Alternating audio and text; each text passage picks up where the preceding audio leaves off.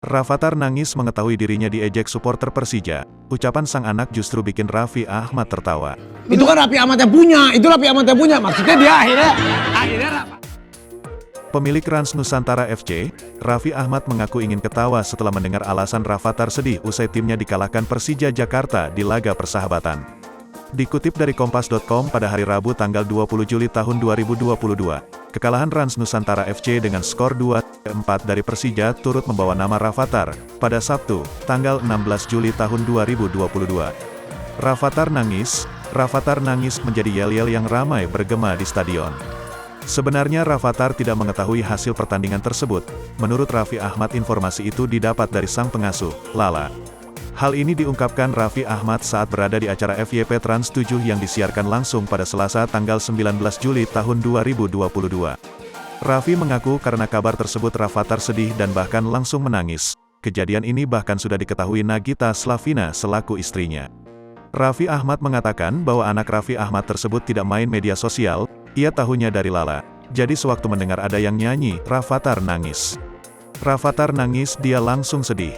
Mbak Lala itu langsung WA ke gue, dia bilang, "Pak, ini Rafathar sedih, banyak yang nyanyi Rafathar kalah," ujar Raffi Ahmad dikutip dari kanal YouTube FYP Trans 7.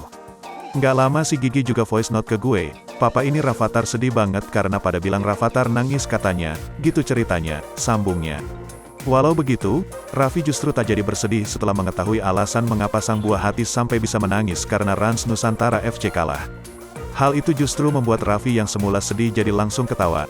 Rafathar mengaku bingung mengapa namanya dibawa-bawa Rans Nusantara FC saat dikalahkan Persija.